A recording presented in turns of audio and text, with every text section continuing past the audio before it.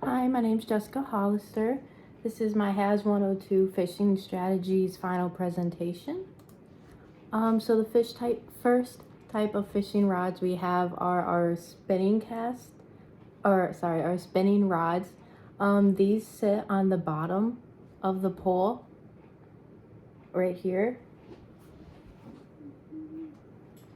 These are my brother's fishing poles. Kind of like this.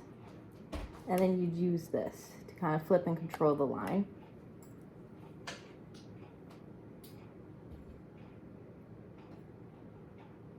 Set that there like that. So these are good for beginners. They're light to medium tackle and lures. If you use this pole, you're ideally fishing for like bass, trout, and panfish. And then for the next type of rods we have casting rods. And compared to the other one, these actually sit on top compared to the bottom. And then with all fishing poles, somewhere on here you'll find like the information about it. And also with these, compared to the flip, you have usually like a button somewhere to help control these. I'll put this down. Keeps hitting the ceiling.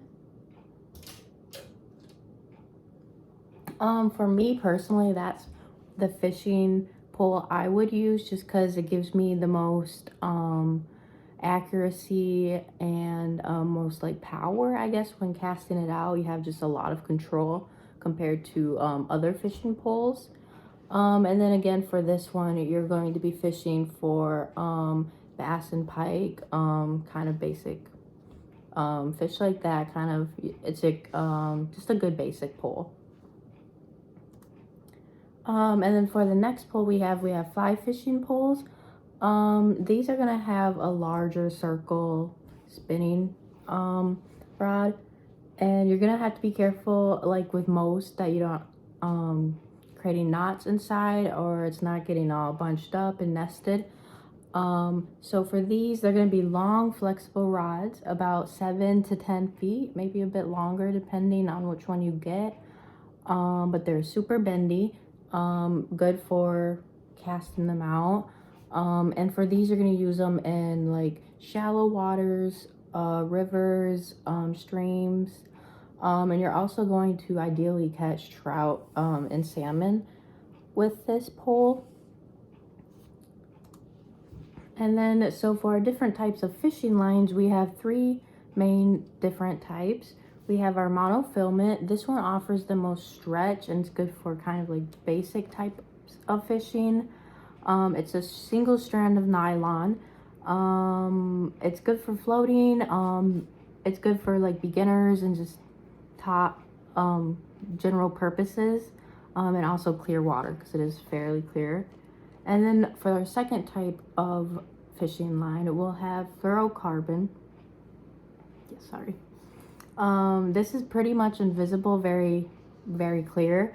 It sinks very good, and it's good for bottom feeding fish.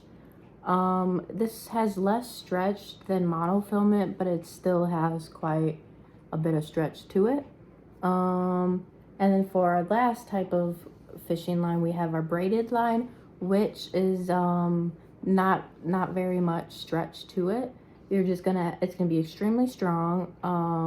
It's gonna be for like heavy cover areas, because it's not good for clear waters. It's gonna be good for like long distance casting, deep waters, salt waters. But again, it's no stretch. It is like I can't say it. It's braided in synthetic fibers. Continuing. So for our first type of fishing, this is the fishing that I'm probably more familiar with. It is our ice fishing.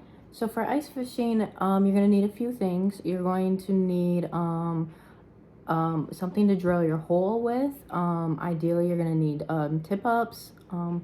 Most people are going to want ice shanties, heaters, It's a very simple type of fishing. Like this guy, he doesn't have, none of these guys have any shanties, but it's cold, so ideally you would want one. In some cases, some people, they're luckily enough to live on a lake or areas like that, so they can kind of see from their porch. But you have to be careful with that because you don't want a fish to latch onto your tip up and then the flag just be flagging. You could get in trouble for that. DNR don't like that as much, so you don't want to just be sitting in your house with hooked on fish. You want to make sure you're keeping aware of that and paying attention. So for my second type of fishing, we have drift fishing, which this is, you're gonna ideally want a boat. It's just some guys I found. You're gonna want a boat. So this is letting your line kind of float and your boat float with the current or the wind or the water. This is so you can get bottom feeders and fish who kind of tend to stay towards the bottom of wherever you're fishing. This is going to be more towards like a lake or a stream, not a lake, sorry, a river or a stream. It's often to target bottom feeding fish. And then you're going to want to use a strong line so it doesn't snag or anything on the bottom. And you're going to want to use like live bait, kind of mimicking minnows or soft plastic baits. And for my third type of fishing, we have fly fishing, which we didn't cover intensely in class, but it is kind of a different type of fishing, that one that I'm very familiar with. So this is going to be, once again, this longer rod, about 7 to 10 feet. You're trying to catch, trout, salmon, steelhead. You're going to want waders because you're going to be in the water casting these out. You're not on like a big boat or anything, mostly.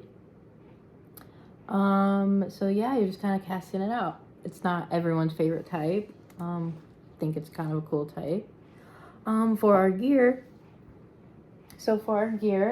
you can have tackle boxes like this. Thing is, for tackle boxes like this though, it's kind of, I'll show you, it's kind of a mess in here.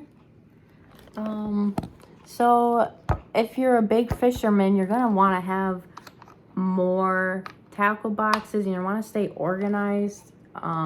If you do a bunch of different kind of fishing, a good tackle box you recommended was the OCD tackle box. Those give you pretty good organization with everything you'll need. If you're just a basic fisherman, I'd say maybe like a good box like that. But you're gonna want organization because you're not gonna want to be like scavenging through everything looking for what you need and you can't find it. So some actual other gear you'll need, you're gonna want to have, if you're on a boat, you're gonna want to have life jackets. If you're in the water, you're gonna want to have waders. You're gonna want to have warm clothing. You're gonna want to have the tackle boxes. A fishing license and a boating license is definitely needed. A net, measuring tape, bug spray, extra hooks and bobbers and lures, live bait. Having a first aid on handy could be very good in case you get something hooked in you. It's always good just to have it on hand. So yeah. And then for the DNR is definitely something I didn't realize there were so many, I wouldn't say rules, but laws concerning fishing. I thought fishing was just something you could just hop in your boat, go do. I mean, as long as you had a fishing license. But the rules allowing how many fish you can fish, how many you can keep, the size requirements, how you hook them. It's all important things to keep in mind when fishing. The time of year, as well as each lake probably has their own rules. The DNR handy book that we were given is definitely something to refer to, especially me as a new angler. I'm I'm not very familiar with everything. I'm not a professional. I'm just kind of, if I were to do this, it'd be more for fun. I need someone with me. So someone with me so I would know what rules to follow and what not, just because, again, not a professional. I think that is all I have on my slides. For my future though, I think this is just good information to keep in mind. As a photographer, I want to be able to experience the outdoors, and say someone were to want to hire me, they're going on a fishing trip. It's good for me to say, hey, I do have knowledge and I'm not amazing. I don't know everything, but I do know basic knowledge on fishing, and I could help and understand this. So it could be something to get me a job in the future. It is something to keep in mind. Or if I just wanted to do it for fun as well, it's something, this is good information to keep in mind. Yeah, thank you for watching. I have enjoyed the class. I've as well, it's really piqued my interest. I didn't realize especially about all the rules. For example, last year, I probably shouldn't say this. My brother had a fishing license, but he did not have a boating license. We were under impression he didn't need one. We weren't sure. So this year he definitely knows he needs to take a boating class. So it's just good to keep all this stuff in mind, and it's very handy. Thank you very much.